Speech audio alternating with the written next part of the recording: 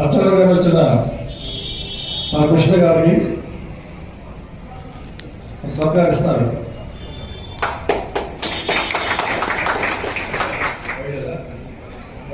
మా మహిళలు ఉన్నారు.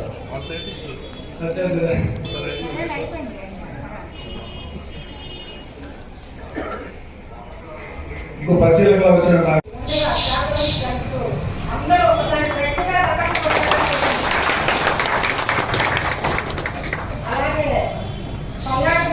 అధ్యక్షులైనటువంటి మా అన్నగారు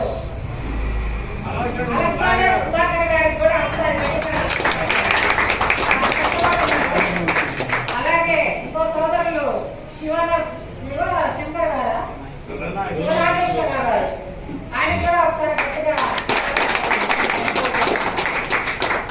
చాలా సేపటి పెట్టి అందరూ వెయిట్ చేస్తున్నట్టున్నారు. అందరికి కూడా మా నమస్కారాలు తెలియజేసుకున్నాము. లేట్ అయినందుకు ఎవరైనా అనుకోవద్దు. దానిలో కొంచెం 2-3 యాక్సిడెంట్లు జరిగింది, దానివల్ల కొంచెం లేట్ అయింది.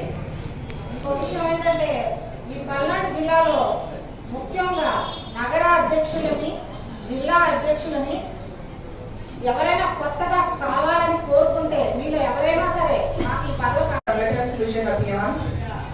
This is the vision of our Congress leader Rahul Gandhi ji, Mallikarjun Kharge ji, Venugopal ji, to go to every Congress worker at the grassroots level and ask for their opinion about who their DCC president should be.